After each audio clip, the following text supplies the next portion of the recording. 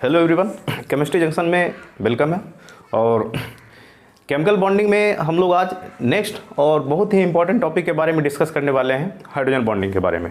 Hydrogen bonding भी एक तरह का केमिकल बॉन्ड है, जैसे कोवेलेंट बॉन्ड, इलेक्ट्रोवेलेंट बॉन्ड, इन सब के बारे में डिटेल से देखे थे। तो सेम आज हाइड्रोजन बॉन्ड के बारे में समझते हैं और इसका बनने का क्या क्या मैकेनिज्म होता है, कैसे बनता है और इसका एप्लीकेशन क्या क्या होगा, इन सब के बारे में डिटेल से बात करते हैं। तो स्टार्ट करते हैं hydrogen bond, hydrogen bonding.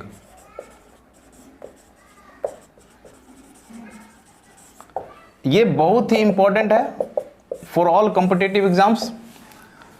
Hydrogen bonding बनने का अगर हम एक बेहतर सा एग्जांपल समझे तो सपोज करते हैं कोई मॉलिक्यूल हम ले ले HX, H ले ले और X ले ले, फिर दूसरा भी H और X, तीसरा H और X, उसके बाद H और X, इसी तरह से ये मॉलिक्यूल ऐसा रहे। यहाँ पे क्या होता है कि X जो है is more electronegative than hydrogen, X more electronegative than hydrogen.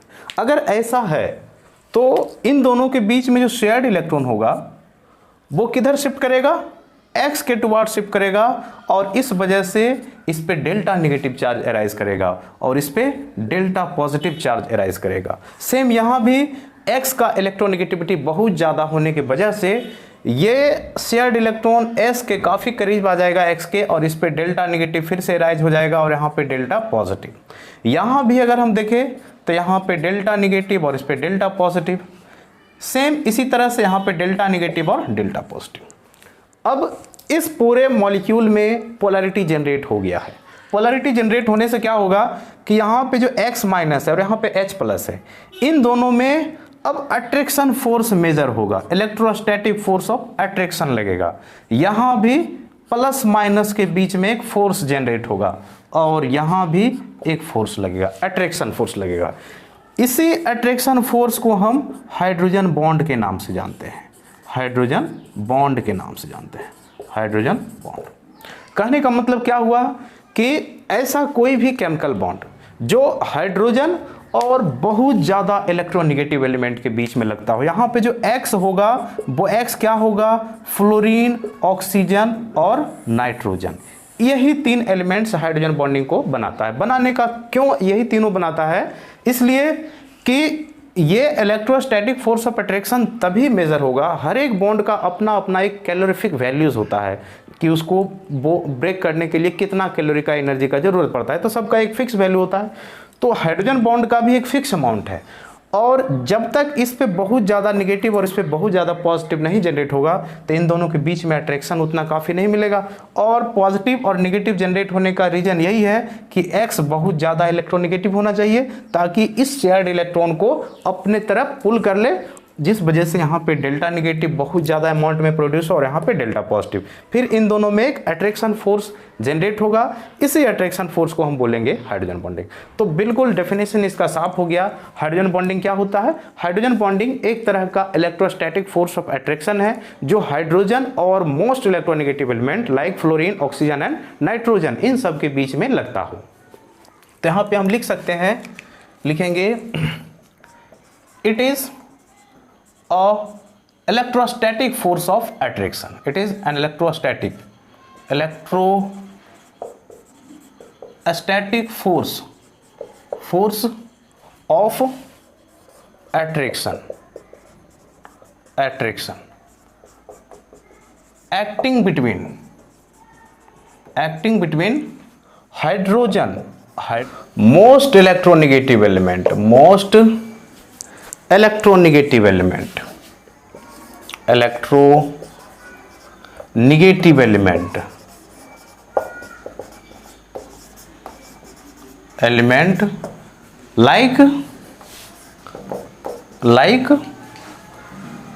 fluorine, oxygen and nitrogen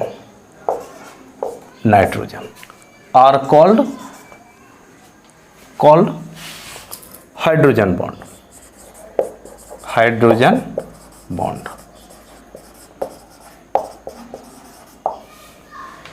hydrogen bond को रिप्रेजेंट कैसे करते हैं? डॉटेड लाइन से। तो यहाँ पे एक पॉइंट ये भी लिख लेंगे it is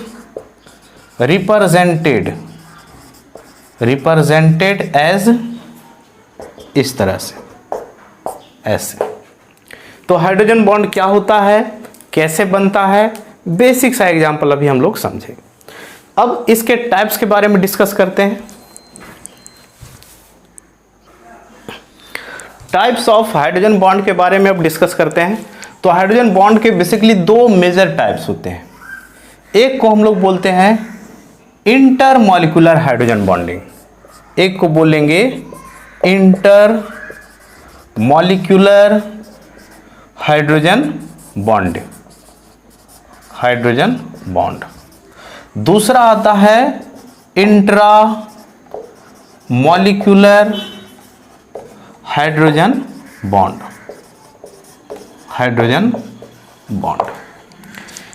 inter molecular hydrogen bonding क्या होता है, इसको भी फर्दर दो तरह से क्लासिफाइड कर देते हैं, कोई जरूरी नहीं है, लेकिन ये चीज भी हम लोग सीख लेते हैं। एक को इस बोलते हैं होमो इंटर मॉलिक्यूलर हाइड्रोजन बॉन्ड, और दूसरा आता है hetero inter molecular hydrogen bond, homo and hetero. तो अब डिस्कस करते हैं हम लोग इंटर मॉलिक्यूलर हाइड्रोजन बॉन्ड के बारे में, पहले समझेंगे, फिर इंट्रा मॉलिक्यूलर हाइड्रोजन बॉन्ड के बारे में। तो डिस्कस करते हैं inter molecular hydrogen bond.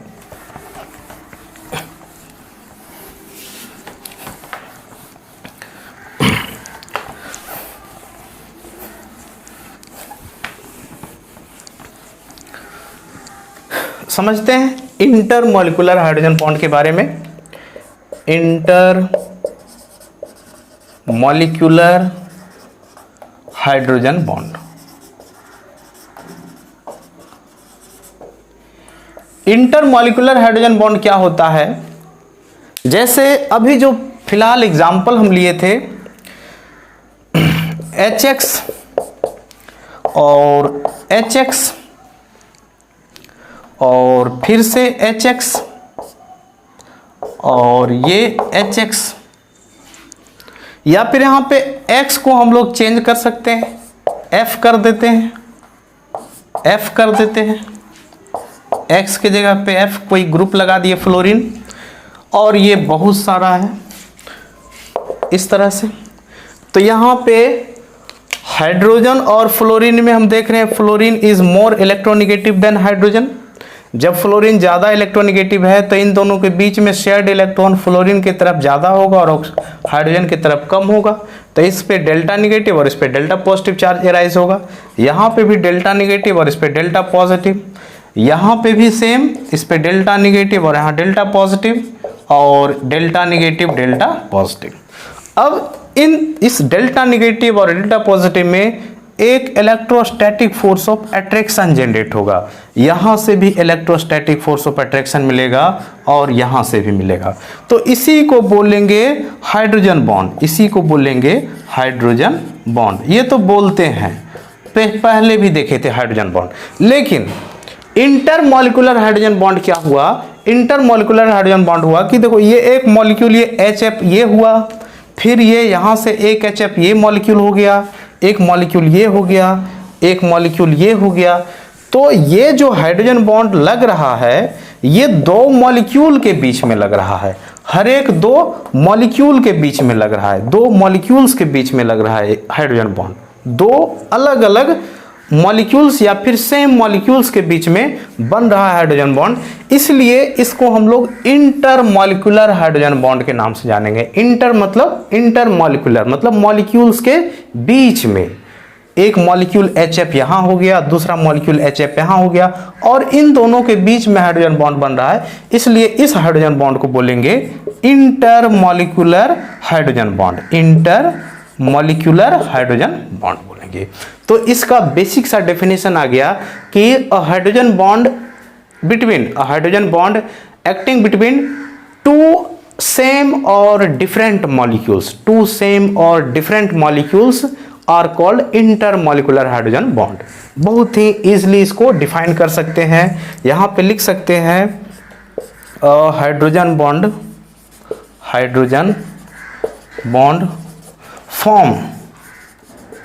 Form between two molecules, two same or different molecules, two same or different molecules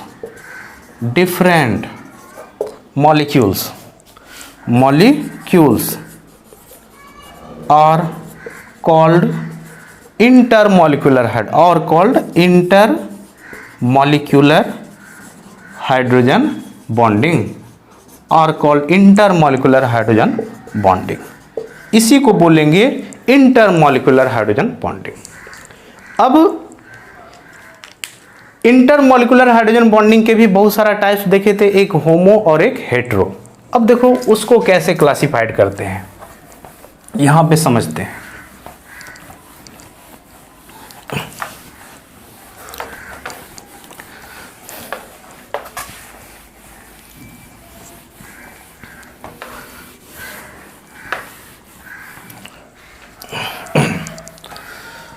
intermolecular hydrogen bond दो तरह का, एक होता है होमो इंटरमोलिकुलर हाइड्रोजन बॉन्डिंग और दूसरा होता है हेट्रो इंटरमोलिकुलर हाइड्रोजन बॉन्डिंग।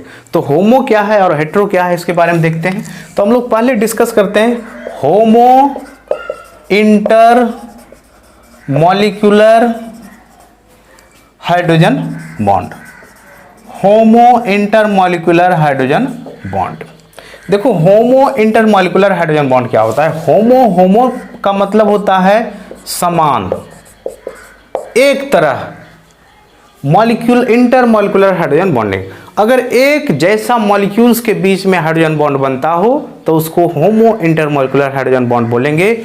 अलग अलग मॉलिक्यूल्स के बीच में बनेगा तो उसको हेट्रो इंटरमोलिकुलर हाइड्रोजन बॉन्ड बोलेंगे। जैसे फॉर एग्जांपल, जैसे अगर हम बात कर ले, अभी H2O वाटर है, n मॉलिक्यूल ऑफ वाटर ले लिए, तो वाटर का n मॉलिक्यूल को कैसे अरेंज करेंगे।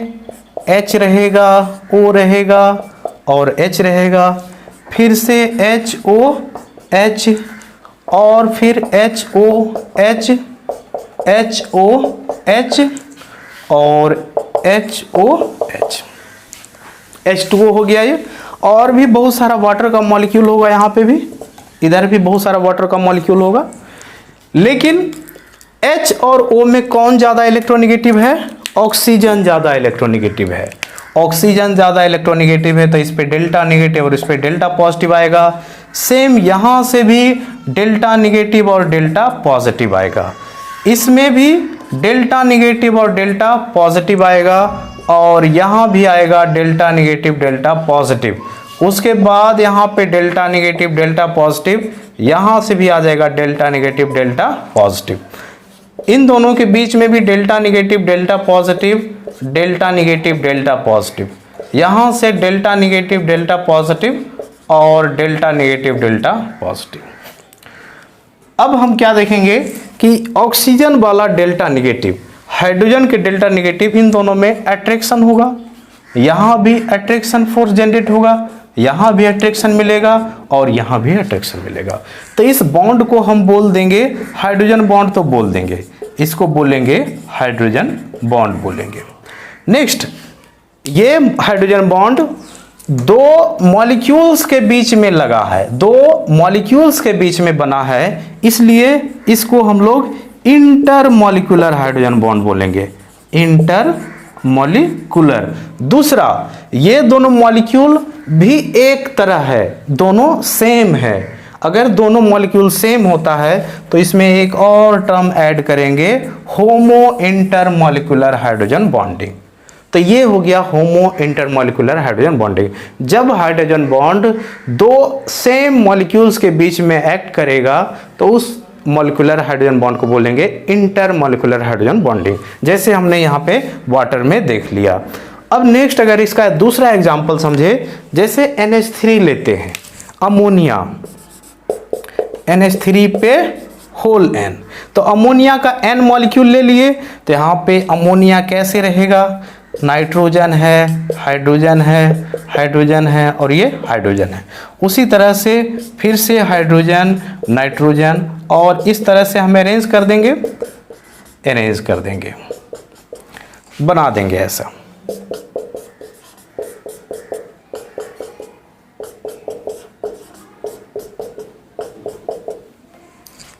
यहाँ पे इसको थोड़ा सा डार्क कर देते हैं ये।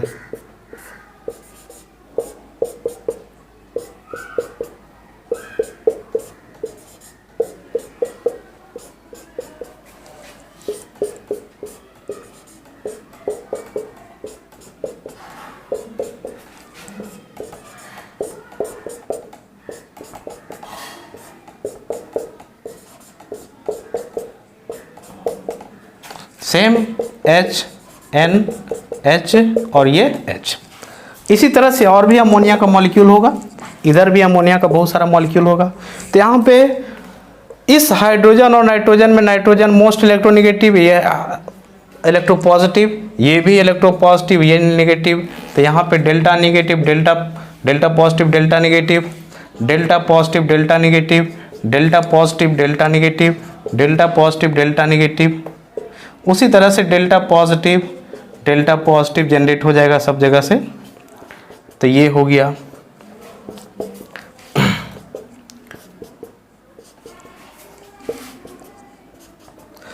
अब हम क्या देख रहे हैं कि यहाँ पे जो नाइट्रोजन का डेल्टा नेगेटिव है और हाइड्रोजन का डेल्टा पॉजिटिव है, इन दोनों में एक अट्रैक्शन फोर्स लगेगा, एक अट्रैक्शन फोर्स लगेगा, यहाँ भी एक अट्रैक्शन फोर्स लगेगा, यहाँ भी लगेगा और यहाँ भी लगेगा।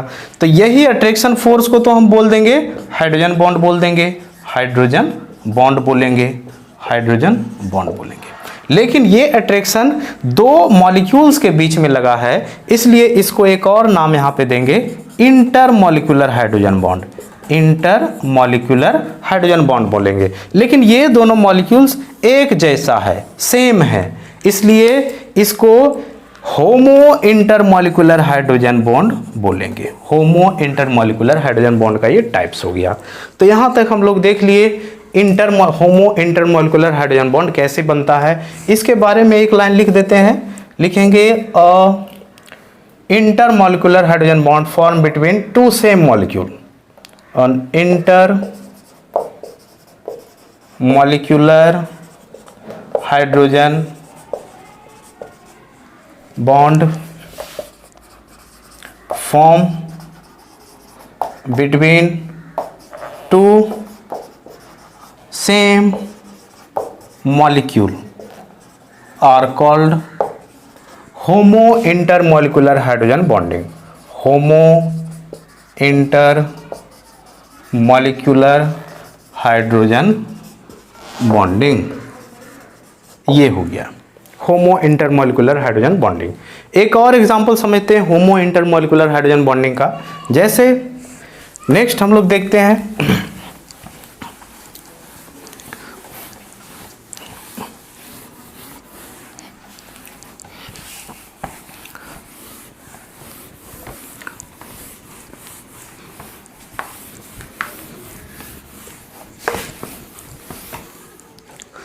अब नेक्स्ट समझते हैं पारानाइट्रोफिनॉल।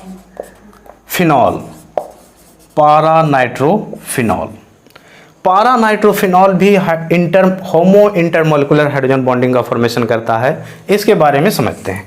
पारानाइट्रोफिनॉल का मतलब हुआ इस तरह से, ये हम लोग दे देंगे, इसको नाइट्रो दे देंगे, ये हो गया, यहाँ पे O और H और इस जगह पे NO2 जोड़ देंगे। सेम दूसरा मॉलिक्यूल भी ऐसा ही आएगा, दूसरा मॉलिक्यूल भी ऐसा ही आएगा यहाँ पे, और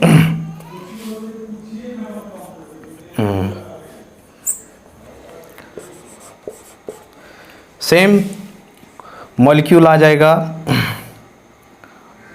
चलो इसको हम लोग, उल्टा हो गया ये, इस तरफ NO2 जोड़ते हैं, यहाँ पे O डबल बॉन्ड और इस तरफ OH लगा दिए, सेम।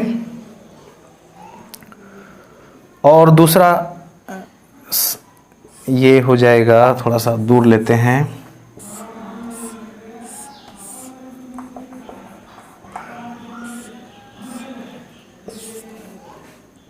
ये यहाँ पे हाइड्रोजन रहेगा और O भी रहेगा, OH। देखते हैं,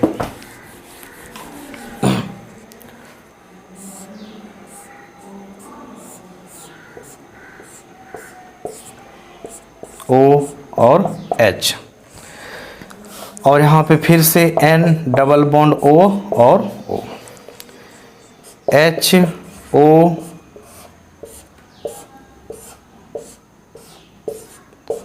N double bond O O, और भी बहुत सारा ये ऑर्थोनाइट्रोफिनॉल का मॉलिक्यूल रहेगा। तो नाइट्रोजन और ऑक्सीजन में हम देख रहे हैं कि oxygen more electronegative than nitrogen, तो यहाँ पे डेल्टा नेगेटिव चार्ज राइज होगा, यहाँ पे डेल्टा पॉजिटिव। ऑक्सीजन और हाइड्रोजन में हम देख रहे हैं कि hydrogen is less electronegative than oxygen, तो यहाँ पे फिर से डेल्टा नेगेटिव और यहाँ पे डेल्टा पॉजिटिव, यहाँ भी डेल्टा पॉजिटिव डेल्टा नेगेटिव और यहाँ डेल्टा पॉजिटिव डेल्टा नेगेटिव। तो अब इन दोनों डेल्टा नेगेटिव और डेल्टा पॉजिटिव के बीच में अट्रैक्शन होगा और यहाँ भी अट्रैक्शन होगा, तो इसी अट्रैक्शन फोर्स को हम लोग बोलेंगे हाइड्रोजन बॉन्ड बोलेंगे, हाइड्रोजन बॉन्ड बोलेंगे। लेकिन ये हाइड्रोजन बॉन्ड दो मॉलिक्यूल्स के बीच में बन रहा है, इसलिए इसको इंटरमॉलिक्यूलर हाइड्रोजन बॉन्ड बोलेंगे, और ये दोनों मॉलिक्यूल एक तरह का है, इसलिए होमो इंटरमॉलिक्यूलर हाइड्रोजन बॉन्ड बोलेंगे। यहाँ पे बोल देंगे इसको होमो इंटरमॉलिक्यूलर हाइड्रोजन बॉन्ड। तो होमो इंटरमॉलिक्यूलर हाइड्रोजन बॉन्ड का ये सारा एग्जांपल्स हो गया। अब हम लोग समझते हैं हेट्रो इंटरमॉलिक्यूलर हाइड्रोजन बॉन्ड्स के बारे में। हेट्रो इंटरमॉलिक्यूलर हाइड्रोजन बॉन्डिंग के बारे में समझते हैं। बहुत ही सिंपल है। हेट्रो टर्म का मतलब होता है अलग अलग, डिफरेंट। हेट्रो का मतलब हो गया डिफरेंट। अगर इंटरमॉलिक्यूलर हाइड्रोजन बॉन्डिंग मतलब कि दो अलग अलग मॉलिक्यूल्स के बीच में अगर कोई हाइड्रोजन बॉन्ड बन रहा होगा तो उसको हम लोग हेट्रो इंटरमॉलिक्यूलर हाइड्रोजन बॉन्डिंग बोलेंगे। एग्जाम्पल जैसे अगर एल्कोहल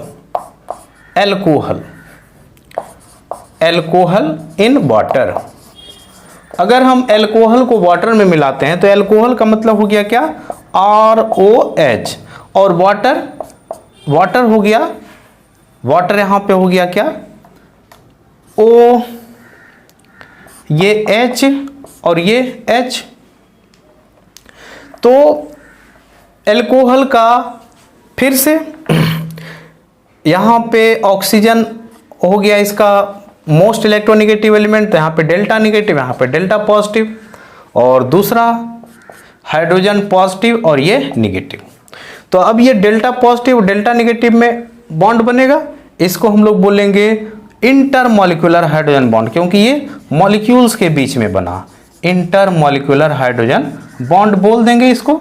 लेकिन ये मॉलिक्यूल्स क्या है, डिफरेंट है, एक एल्कोहल है और दूसरा वाटर है, इसलिए इसको हेट्रो इंटरमॉलिक्यूलर हाइड्रोजन बॉन्ड के नाम से भी जानेंगे। तो हेट्रो इंटरमॉलिक्यूलर हाइड्रोजन बॉन्ड यही हुआ कि वैसा हाइड्रोजन बॉन्ड जो दो अलग अलग मॉलिक्यूल्स के बीच में लगता हो या दो अलग अलग मॉलिक्यूल्स के बीच में ही लगता हो, उसको हम लोग बोलेंगे हेट्रो, हाँ लिखेंगे हाइड्रोजन बॉन्ड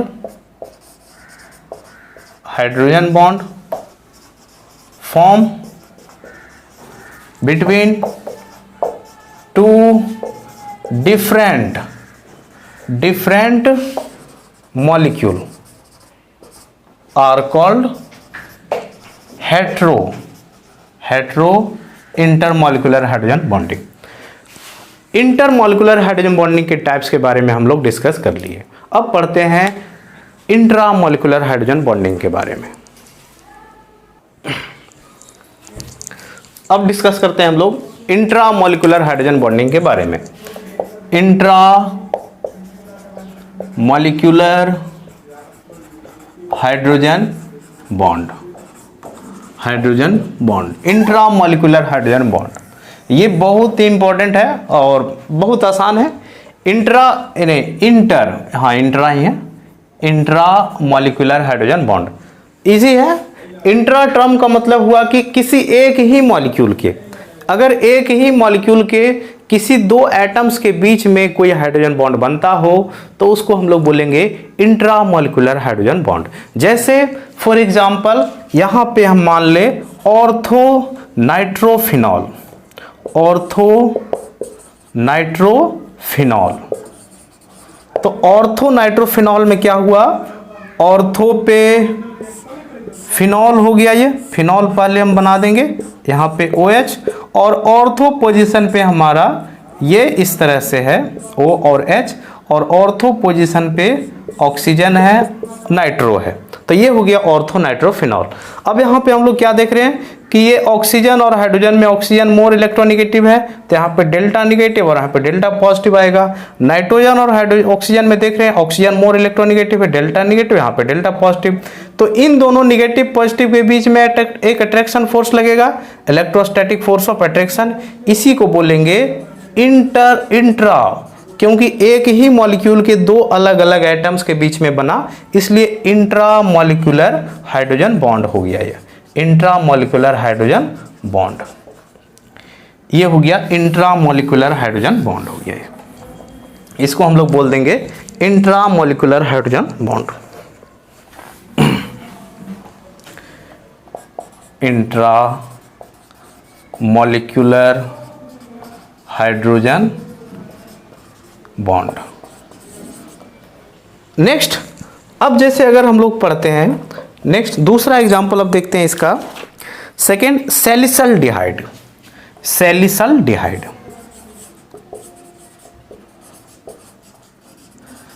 सैलिसल्डिहाइड एक ऑर्गेनिक में बहुत ही इंपॉर्टेंट कंपाउंड्स होता है सैलिसल्डिहाइड, और इसका फॉर्मूला इस तरह से होता है, ये इस तरह से होता है सैलिसल्डिहाइड। तो यहाँ पे O और H हो गया, और इस जगह पे एल्डिहाइड ग्रुप होता है, ऑक्सीजन और ये हाइड्रोजन, ऐसे। तो यहाँ पे ये डेल्टा निगेटिव हो गया, और ये डेल्टा पॉजिटिव, और ये डेल्टा निगेटिव हो गया। तो यहाँ पे क्या होगा, इस जगह अगर हम हाइड्रोजन दे देते हैं और इस तरफ ऑक्सीजन दे देते हैं तो ज़्यादा बेटर रहेगा। यहाँ पे चलो नहीं, ऐसे नहीं, ऐसे ही होगा ये। तो ये ऑक्सीजन हो गया और यहाँ पे हाइड्रोजन। तो कार्बन और ऑक्सीजन में कौन इलेक्ट्रोनेगेटिव हो गया, ऑक्सीजन निगेटिव, और ये पॉजिटिव हो गया। इन दोनों में फिर से अट्रैक्शन बना, इसको फिर से हम लोग क्या बोल देंगे, इंट्रा मॉलिक्यूलर हाइड्रोजन बॉन्ड बोल देंगे। या फिर अगला एग्जाम्पल ऑर्थोफिनॉल, ऑर्थोफ्लोरोफिनॉल, ऑर्थोफ्लोरोफिनॉल एक और एग्जाम्पल समझ सकते हैं। तो ये ऑर्थोफ्लोरोफिनॉल का स्ट्रक्चर ऐसा कुछ हो गया, यहाँ पे O और H है और यहाँ पे F है, फ्लोरो। इन ऑक्सीजन और हाइड्रोजन में ऑक्सीजन डेल्टा नेगेटिव और ये डेल्टा पॉजिटिव। यहाँ पे कार्बन है, कार्बन और फ्लोरीन में ये डेल्टा नेगेटिव और डेल्टा पॉजिटिव। इन दोनों डेल्टा नेगेटिव डेल्टा पॉजिटिव के बीच में अट्रैक्शन होगा, इसको बोलेंगे फिर से इंट्रा मॉलिक्यूलर हाइड्रोजन बॉन्डिंग।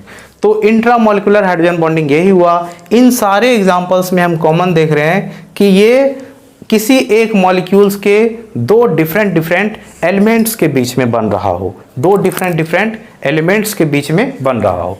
तो इसको हम लोग बोलते हैं इंट्रा मॉलिक्यूलर हाइड्रोजन बॉन्डिंग। मतलब बोल सकते हैं अ hydrogen bond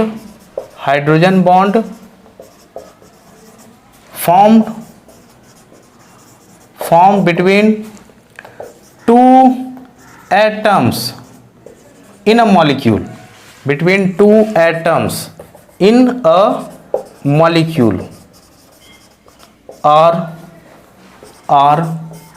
called intramolecular hydrogen bonding, intramolecular hydrogen bonding।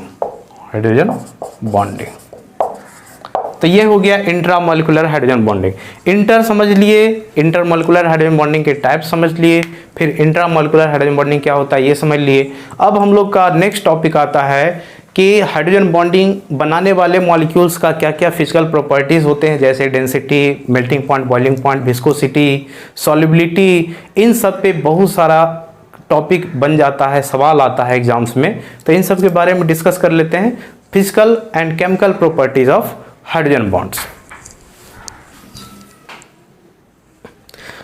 First effect के बारे में डिस्कस करते हैं हम लोग, effect of solubility, effect of physical property on hydrogen bonds देखते हैं। तो इसमें पहला इफेक्ट हम लोग डिस्कस करते हैं सॉल्युबिलिटी के बारे में। सॉल्युबिलिटी, तो सॉल्युबिलिटी बहुत इंपॉर्टेंट फैक्टर है। हाइड्रोजन बॉन्ड के वजह से बहुत सारे ऑर्गेनिक कंपाउंड्स भी वाटर में सॉल्युबल हो जाता है, जैसा देखे होंगे अल्कोहल हो जाता है, ईथर हो जाता है, बहुत सारा एसिड भी हो जाता है। ये सब का होने का वजह ये है कि ये हाइड्रोजन बॉन्ड का फॉर्मेशन कर देता है वाटर के साथ। तो हाइड्रोजन बॉन्ड जो भी कंपाउंड्स बनाते हैं वो सारे कंपाउंड्स वाटर में सॉल्युबल होते हैं, लेकिन उसमें से भी जो कंपाउंड्स इंटरमोलिकुलर हाइड्रोजन बॉन्ड बनाते हैं तो वो ज़्यादा सॉल्युबल होते हैं, इंट्रामोलिकुलर वाले कंपाउंड से ज़्यादा सॉल्युबल होते हैं। तो यहाँ पे हम लोग लिख सकते हैं कि सॉल्युबिलिटी इंक्रीजेज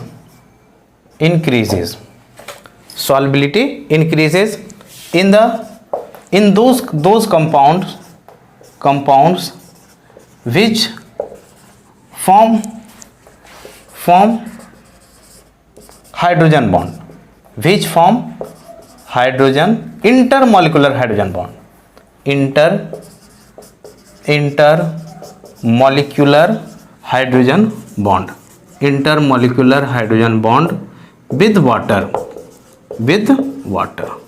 जो वाटर के साथ इंटरमोलिकुलर हाइड्रोजन बॉन्ड बनाते हैं उन सारे कंपाउंड्स का सॉल्युबिलिटी इसमें बढ़ता है। बढ़ने का रीजन ये होता है कि ये हाइड्रोजन बॉन्ड बनाने से उसको बहुत सारे वाटर मॉलिक्यूल्स चारों तरफ से सराउंड कर लेता है और उसको कंप्लीटली डिसॉल्व कर देता है। तो ये इसका सॉल्युबिलिटी इंक्रीज कर जाता है। जैसे अगर हम बात करें अल्कोहल का, तो ROH और यहाँ पे वाटर है तो H है और ये H है, या फिर इसको हम लोग ऐसा ले लेते हैं। तो यहाँ पे डेल्टा पॉजिटिव डेल्टा नेगेटिव और ये इसको घेर लिया। तो इसी तरह से बहुत सारे वाटर मॉलिक्यूल्स इस एक अल्कोहल मॉलिक्यूल को सराउंड कर लेता है और इसको डिसॉल्व कर देता है। तो सॉल्युबिलिटी इंक्रीज करेगा in case of hydrogen bond का फॉर्मेशन करने पे, ठीक है।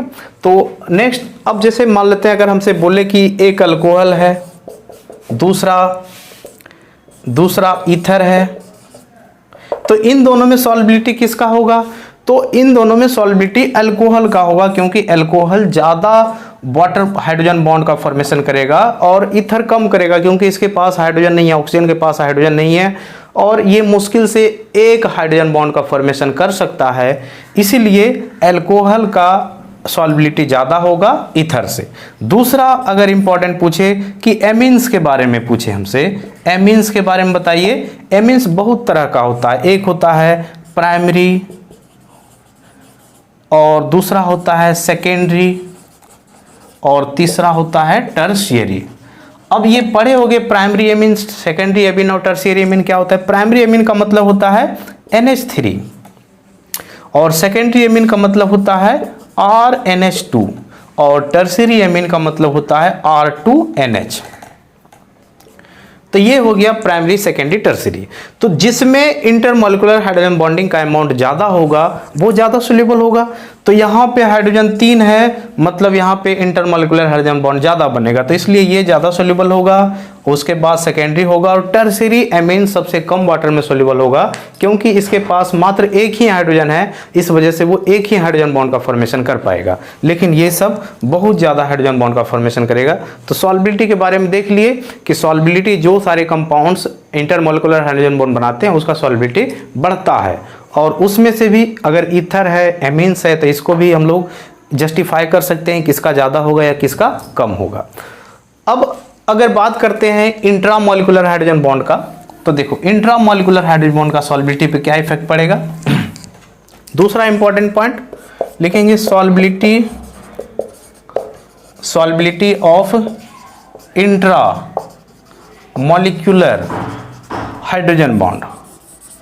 Hydrogen bond decreases. क्यों डिक्रीज करता है? क्योंकि ये इसका चेन प्रोपागेशन नहीं हो पाता है। चेन प्रोपागेशन का मतलब हुआ नए नए चेन्स का फॉर्मेशन होना। तो हमने इंटरमोलिकुलर हाइड्रोजन बॉन्ड में देख लिया कि एक इनफाइनाइट चेन का फॉर्मेशन हो रहा था, तो उसको बहुत सारे वाटर मॉलिक्यूल सराउंड कर रहा था, लेकिन यहाँ पे चेन का प्रोपगेशन नहीं होता है, इसलिए एक ही मॉलिक्यूल्स में ये हाइड्रोजन बॉन्ड बना करके सीमित हो जाता है, आगे ये एक्सपेंड नहीं करता। इस वजह से इसका सॉल्बिलिटी क्या होगा, डिक्रीज करेगा। तो सॉल्बिलिटी हाइड्रोजन बॉन्ड पे कैसा इफेक्ट डालता है इसके बारे में हम लोग देख लिए। अब नेक्स्ट पढ़ते हैं सेकेंड प्रॉपर्टी के बारे में डिस्कस करते हैं हम लोग, विस्कोसिटी के बारे में। विस्कोसिटी, हाइड्रोजन बॉन्ड बनाने के बाद विस्कोसिटी पे क्या इफेक्ट पड़ता है, तो यहाँ पे डिस्कस करते हैं हम लोग कि इंटरमॉलिक्यूलर हाइड्रोजन बॉन्डिंग और इंट्रामॉलिक्यूलर हाइड्रोजन बॉन्डिंग में विस्कोसिटी कैसे बनता है। जैसे अगर हम बात करें इंटरमॉलिक्यूलर का, तो सपोज करते हैं एक मॉलिक्यूल ये लिए, दूसरा मॉलिक्यूल ऐसा कुछ रहता है, तीसरा मॉलिक्यूल कुछ इस तरह से रहता है। तो इंटरमॉलिक्यूलर हाइड्रोजन बॉन्ड में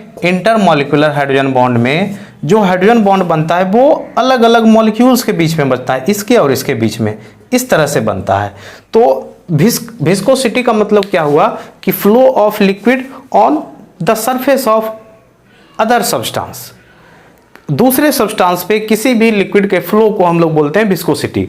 अब वो जितना तेजी से फ्लो कर पाएगा मतलब उसका विस्कोसिटी उतना कम होगा, और जितना वो धीरे धीरे फ्लो करेगा उसका विस्कोसिटी उतना ज़्यादा होगा। तो ये ऐसा इसलिए होता है कि सरफेस और लिक्विड के बीच में एक फोर्स जनरेट होता है, उसको हम लोग बोलते हैं विस्कस, फोर्स ऑफ विस्कस, उसी को बोलते हैं विस्कोसिटी।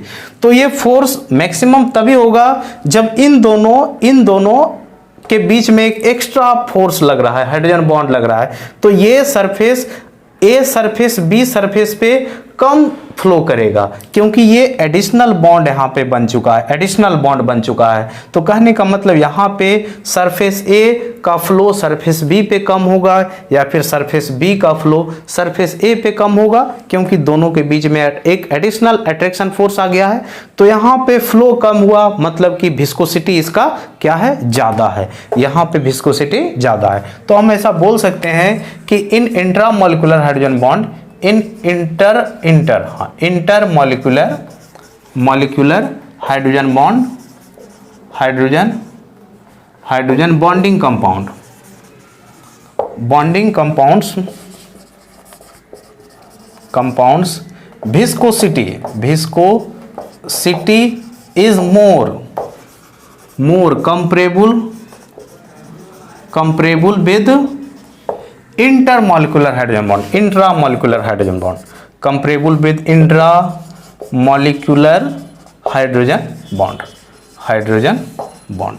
इंट्रामॉलिक्यूलर हाइड्रोजन बॉन्ड में विस्कोसिटी ज़्यादा इसलिए होता है क्योंकि उसके बीच में दो सरफेस के या दो अलग अलग मॉलिक्यूल्स के बीच में हाइड्रोजन बॉन्ड नहीं बनता है, वहाँ पे एक ही मॉलिक्यूल्स के दो एटम्स के बीच में हाइड्रोजन बॉन्ड बन जाता है। तो वो उसको रोकेगा कौन, अदर सरफेस तो है नहीं, अदर सब्सटेंस तो है नहीं, इसलिए इंट्रामॉलिक्यूलर का विस्कोसिटी, इंटरमॉलिक्यूलर का विस्कोसिटी ज़्यादा होता है इंट्रामॉलिक्यूलर हाइड्रोजन बॉन्डिंग से। तो विस्कोसिटी के बारे में भी समझ लिए। जैसे अगर हमसे पूछे कि बताइए पारा नाइट्रोफिनॉल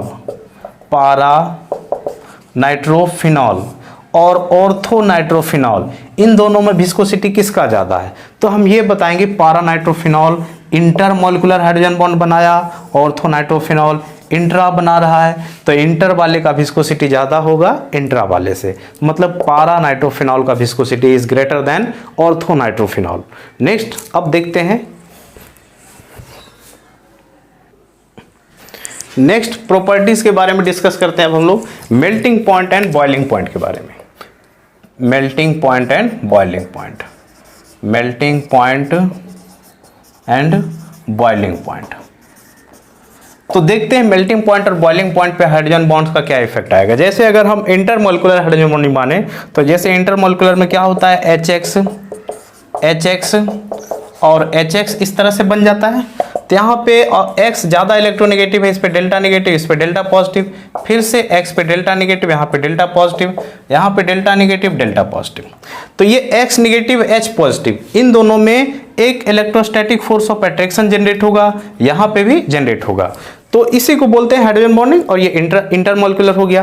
तो मेल्टिंग पॉइंट बॉइलिंग पॉइंट इसका क्या असर आता है देखते हैं। तो कोई भी सब्सटेंस मेल्ट या फिर बॉयल तभी करेगा जब उसका जो हम लोग एटमॉस्फेरिक और इंटरनल वेपर प्रेशर, ये दोनों एक दूसरे को कैंसिल आउट कर ले। या फिर हम ऐसा कह सकते हैं कोई भी लिक्विड तभी बॉयल करता है जब उसका एटमॉस्फेरिक प्रेशर, वेपर प्रेशर ज़्यादा हो जाता है उसके एटमॉस्फेरिक प्रेशर से, तब वो बॉयल करना शुरू करता है। तो ये तभी ऐसा हो पाएगा।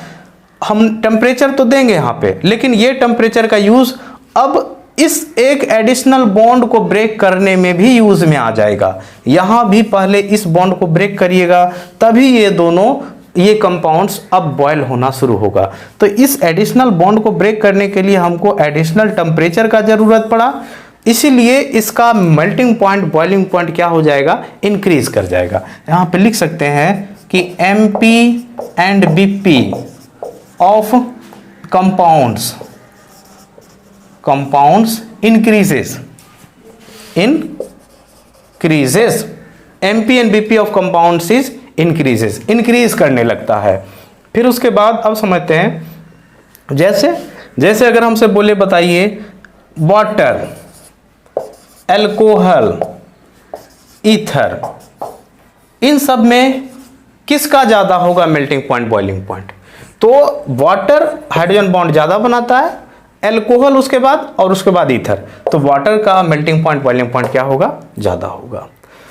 उसके बाद अगर हम बोले एमीन्स के बारे में बात करें, या फिर अल्कोहल को ही क्लासिफाइड कर दे। दूसरा ऐसा बोले एक ट्राईहाइड्रिक अल्कोहल है, ट्राईहाइड्रिक। दूसरा डाईहाइड्रिक, और तीसरा मोनोहाइड्रिक।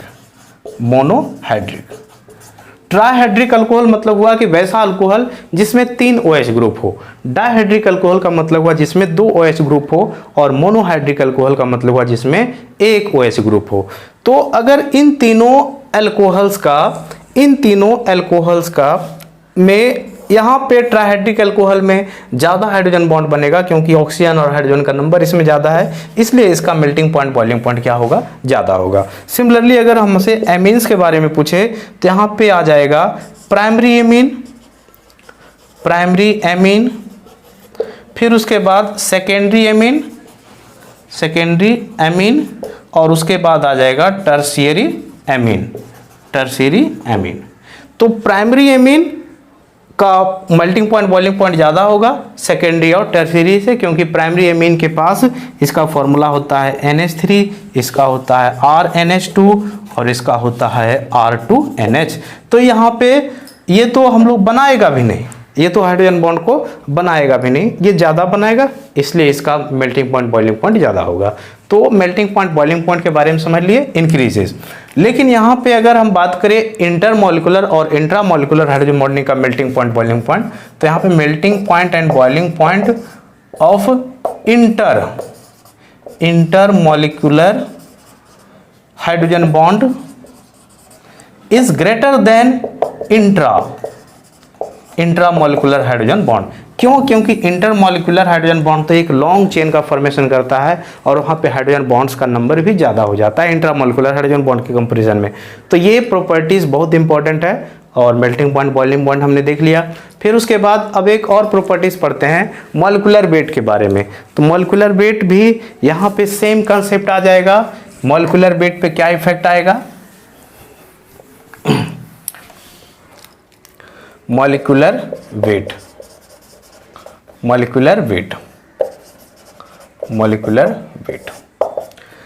अब हम देख रहे हैं कि हाइड्रोजन बॉन्ड बनने से बहुत सारे मॉलिक्यूल्स एक दूसरे से जुड़ जाता है। इस केस में उसका मॉलिक्यूलर वेट क्या हो जाएगा? बढ़ जाएगा। तो यहाँ पे ये भी लिखेंगे molecular weight increases, molecular weight increases. तो नेक्स्ट अब ऐसा पूछे कि बताइए मॉलिक्यूलर वेट इंटर और इंट्रा में किसका ज़्यादा होगा? तो फिर से इंटर का ज़्यादा होगा, क्योंकि इसमें बहुत सारे मॉलिक्यूल्स जुड़ रहा है। यहाँ पे मॉलिक्यूलर वेट आ जाएगा इंटर मॉलिक्यूलर का ज़्यादा होगा इंट्रा मॉलिक्यूलर हाइड्रोजन बॉन्डिंग से। तो मॉलिक्यूलर वेट के बारे में भी समझ लिए। अब नेक्स्ट हम लोग समझते हैं डेंसिटी के बारे में। डेंसिटी ऑफ कंपाउंड्स,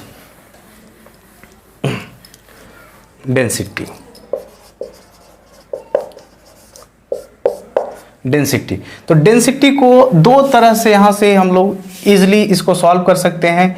डेंसिटी पहली बात देखे थे जब प्रॉपर्टीज पढ़े थे विस्कोसिटी, विस्कोसिटी में पढ़े थे कि इंटरमोलिकुलर हाइड्रोजन बॉन्डिंग का विस्कोसिटी इंट्रा से ज़्यादा होता है। जब इंटरमोलिकुलर हाइड्रोजन बॉन्डिंग का विस्कोसिटी इंट्रा से ज़्यादा होगा तो विस्कोसिटी जिसका ज़्यादा होगा उसका डेंसिटी भी ज़्यादा ही होगा, क्योंकि viscosity is directly proportional to density.